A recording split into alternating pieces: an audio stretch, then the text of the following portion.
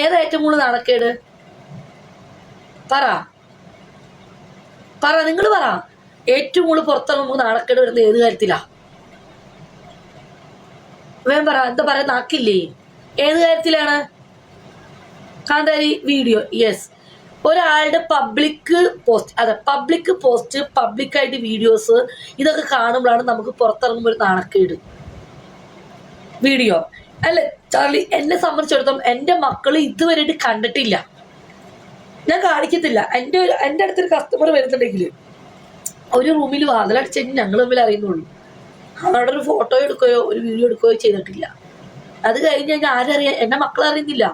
എൻ്റെ മക്കൾക്കൊരു വിശ്വാസമുണ്ട്, അവരുടെ മമ്മി ഒരു തെറ്റും ചെയ്യില്ല. കാരണം ഞാൻ നാട്ടിൽ പോയാൽ അവരുടെ കൂടെയാണ്. അല്ല അപ്പൂസേ, അല്ല അപ്പു, അല്ലേ ചാർലി? ഞാൻ നാട്ടിൽ പോയി കഴിഞ്ഞാൽ എൻ്റെ അമ്മയ്ക്ക് അറിയാം, എൻ്റെ ചേച്ചിക്ക് അറിയാം, എൻ്റെ മക്കൾക്ക് അറിയാം. അവരുടെ മമ്മി ഞങ്ങളുടെ കൂടെ ഉണ്ടാവും നാട്ടിൽ വന്നു കഴിഞ്ഞാൽ 10 ദിവസം. ആ മമ്മി ഒരുത്തൻ്റെ കൂടെ കിടക്കണത് എൻ്റെ മക്കൾ കണ്ടിട്ടില്ല, അല്ലെങ്കിൽ ഒരുത്തൻ്റെ കൂടെ കിടക്കുന്ന വീഡിയോസ് ആരും പോസ്റ്റ് ചെയ്തിട്ടില്ല. ഉണ്ടോ? അത് മാത്രം എനിക്ക് പേടിച്ചാൽ മതി. എൻ്റെ മക്കൾ നാളെ കാണുകയാണ്, അതാവുമ്പോൾ എനിക്ക് നാണക്കേടാ. എൻ്റെ മക്കൾക്ക് നാണക്കേടുണ്ട്. അല്ലാണ്ട് എൻ്റെ ഈ സംസാരത്തിലൂടെ ഒരിക്കലും എൻ്റെ മക്കൾ നാറില്ല. അത് ബിസിനസ്. ഓക്കെ, അത് ബിസിനസ്. ഭാര്യയും കൂടെ എത്ര ഡോക്ടേഴ്സ് 69 കുറിച്ച് പറയണു? എത്ര ഡോക്ടർമാര്, പല്ലിന്റെ ഡോക്ടർമാരും ഗൈനക്കോളജിസ്റ്റ് എത്ര ആൾക്കാർ ബന്ധപ്പെടുന്നതിനെ കുറിച്ച് പറയണു? അവര് പറയുന്നില്ലേ? വേറെ ഏതൊരു പെണ്ണ് യോനിയിൽ എങ്ങനെ നക്കാം, അല്ലെങ്കിൽ കുണ്ടിയും എങ്ങനെ കുണ്ടി കയറ്റാം എന്ന് പറയുന്നില്ലേ? അതൊക്കെ വെച്ച് നോക്കുമ്പോൾ ഞാൻ അങ്ങനെ പച്ചയ്ക്ക് പറയുന്നു. അവർക്ക് മക്കളില്ലേ? അത് അവരുടെ ജോലി. അപ്പൊ ഇതും എൻ്റെ വരുമാനം. ഞാൻ അതേ കണ്ടിട്ടുള്ളൂ. ഇതെന്റെ വരുമാനം. അവരുടെ ജോലി അത് അവർ ചെയ്യുന്നു. അവർ പച്ചയ്ക്ക് പറയുന്നില്ല ചാർലി? അതും ഞാൻ പച്ചയ്ക്ക് പറയാറില്ല.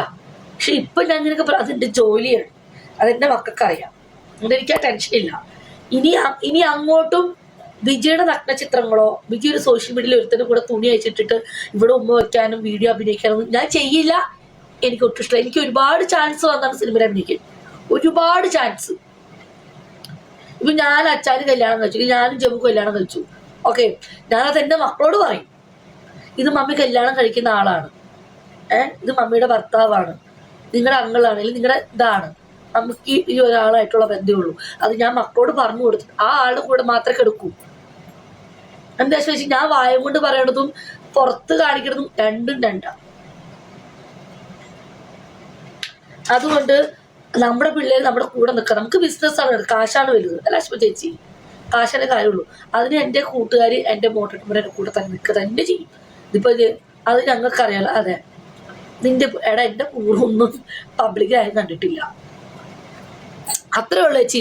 എൻ്റെ മോട്ടർമാർ ഈ ഗോപിക ഈ ആശമ ചേച്ചിയാണെങ്കിലും ഈ കാർത്തോളിലും പച്ചയ്ക്ക് പറയണ്ടെങ്കിൽ അത് ഞാൻ എടുത്തിടാൻ വേണ്ടിയിട്ടാണ് ടോപ്പിക്. ആ ടോപ്പിക്ക് ഇപ്പൊ അച്ചാനും അത് പഠിച്ചല്ലോ. അച്ചാൻ എന്തുകൊണ്ടാണ് കഥ പറയാൻ പറയണേ?